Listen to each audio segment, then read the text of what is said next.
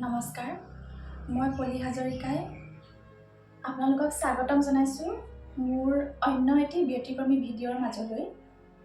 মোক লগ পালে বা ফোন মেছেজৰ জৰিয়তে বহুতেই সোধে অত্যাধিক গেছ হ'লে কি আসন কৰিব লাগে বা কি খাব লাগে।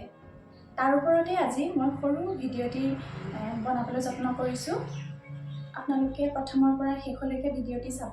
পৃথিৱীৰ হাজাৰ হাজাৰ আসনৰ ভিতৰত ভাত খাই উঠি আমি এটা আসনেই কৰিব পাৰোঁ। সেই আসনটোৰ বাহিৰে বাকীসমূহ আসন কিন্তু আমি ভাত খোৱাৰ পিছত প্ৰায় 3 ঘণ্টা বা 4 ঘণ্টা সময় নোহোৱালৈকে কৰিব নোৱাৰোঁ। আৰু যদিহে কৰোঁ তেতিয়া আমাৰ সুফলতকৈ কিন্তু কুফলহে পৰা দেখা যায়। ভাত খাই উঠি কৰিব পৰা আসনটো হৈছে ব্ৰাজাসন। ব্ৰাজাসন এই কাৰণেই কোৱা হৈছে আমাৰ কঁকালৰ তলৰ অংশ বজ্ৰৰ দৰে কঠিন হয় এইটো আসন কৰিলে।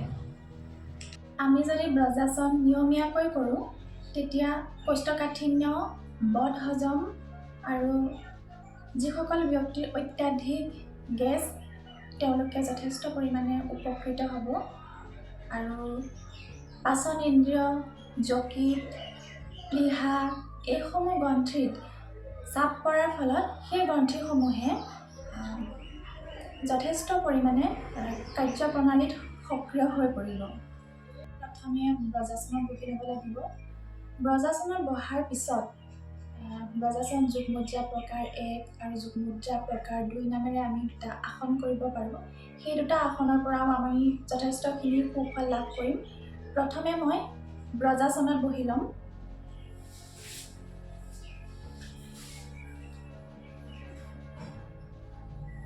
বাওঁ ভৰিখন প্ৰথমে বাওঁ ভৰি আঁঠু ভাঁজ কৰিলোঁ, তাৰপিছত সোঁ ভৰি আঁঠু ভাঁজ কৰিলোঁ।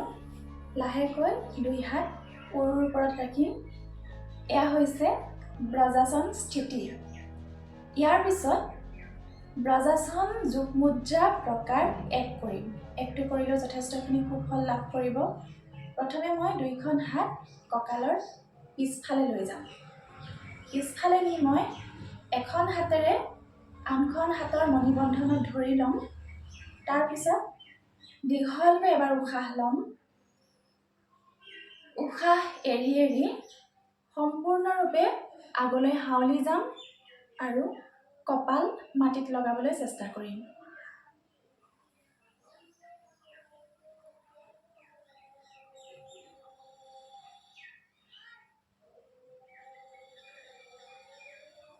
এনেদৰে আমি যদি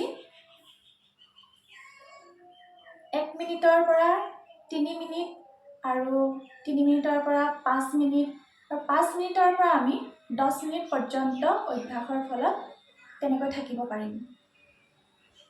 এতিয়া মই যদি মোৰ পিছফালটো আপোনালোকে দেখা নাই, গতিকে মই অন্য এটা দিশৰ পৰা দেখুৱাই দিব বিচাৰিছোঁ। মই 2খন হাত মোৰ পিছফালে লৈ গ'লোঁ।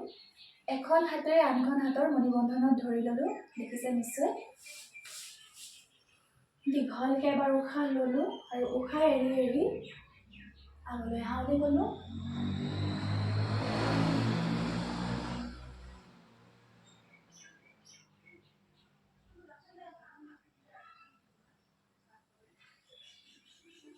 লাহে লাহে ওপৰলৈ উঠি আহিলোঁ আৰু লাহেকৈ 2 হাত উৰৰ ওপৰলৈ লৈ আনিলোঁ। বুজি পাইছে নিশ্চয়। এটা কথা ক'বলৈ থাকি গৈছিলে, ব্ৰজাসন আগফালে দেখিলে আপোনালোকে, কিন্তু পিছফালে মই কেনেধৰণে বহিলোঁ সেইটো মই দেখুৱাবলৈ পাহৰি গৈছিলোঁ। গতিকে মই এতিয়া দেখুৱাই দিছোঁ।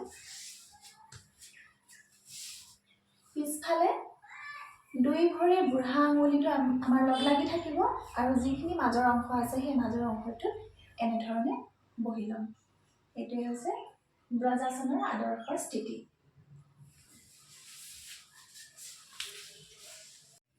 এতিয়া কৰিম ব্ৰজাসন যোগমুদ্ৰা প্ৰকাৰ 2ৰ অভ্যাস।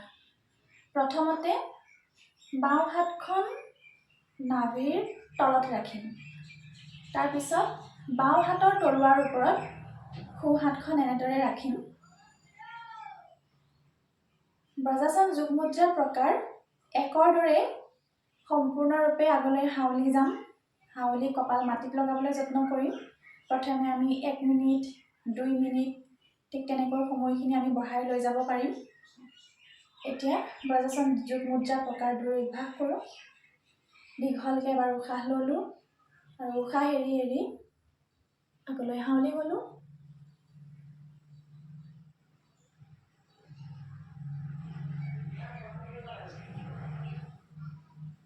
লাহেকৈ উঠিলোঁ উশাহ লৈ লৈ।